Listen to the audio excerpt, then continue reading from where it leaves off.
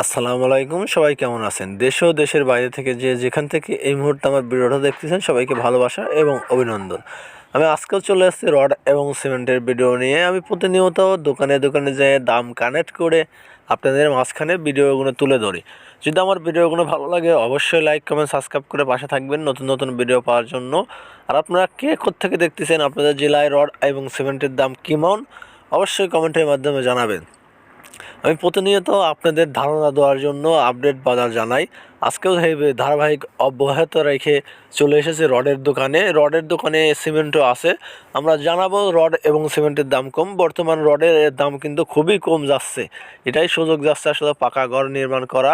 চলেন দেরি না করে আজকের রডের দাম আপনাদেরকে শুনিয়ে দেই, তারপরে আমরা পরে শোনাবো সিমেন্টের দাম। প্রথমে শোনাবো রডের দাম, তারপরে শোনাবো আমরা সিমেন্টের দাম। আসলে অনেক কষ্ট করে করে ভিডিও বানাতে হয়। আপনারা যদি একটু লাইক কমেন্ট সাবস্ক্রাইব না করেন তাহলে আসলে অনেক খারাপ লাগে নিজের কাছে। আর আমি কিন্তু কোনো ব্যবসা প্রতিষ্ঠানের সাথে যুক্ত না। আমি প্রতিনিয়ত আপনাদেরকে আপডেট বাজার জানাই, দাম জানিয়ে তারপরে। আমি কোনো ব্যবসার সাথে যুক্ত না। আর 2-1 টাকা ভিডিওর ভেতরে দেখানোর দামের থেকে 2-1 টাকা বাড়তেও পারে কমতেও পারে, কারণ পরিবহন ভাড়ার উপর নির্ভর করে আপনাদের খরচটা। তারপর চলেন দেরি না করে আজকে কোন রড কীরকম দাম সেটাই আজকে শুরু করি। সিএস আর এম স্টিল প্রতি টনের মূল্য পাচ্ছেন 80,000 টাকা।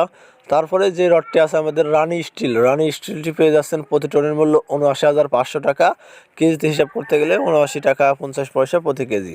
তারপরে যে রডটি আছে আমাদের মাঝে আর স্টিল প্রতি টনের মূল্য 81,000 টাকা।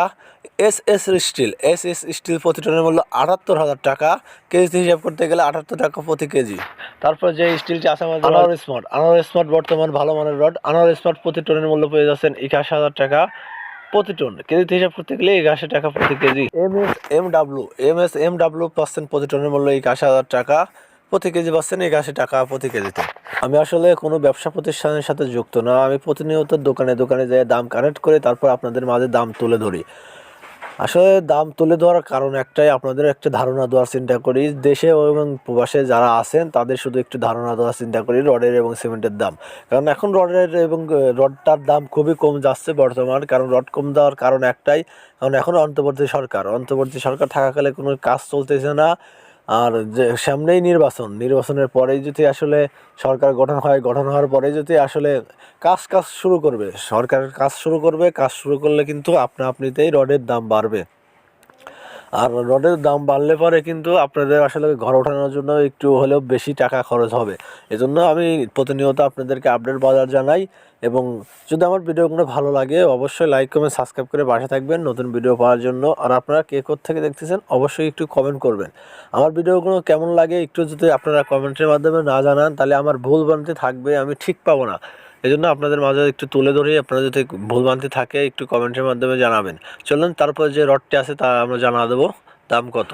আর এম স্টিল প্রতি টনের মূল্য নিচ্ছে 79,000 টাকা। কেজিতে হিসাব করতে গেলে 79 টাকা প্রতি কেজি। রহিম স্টিল প্রতি টনের মূল্য 79,000 টাকা। কেজিতে হিসাব করতে গেলে 79 টাকা প্রতি কেজি। ঢাকা স্টিল প্রতি টনের মূল্য 80,000 টাকা। কেজিতে হিসাব করতে গেলে প্রতি কেজির দাম 80 টাকা।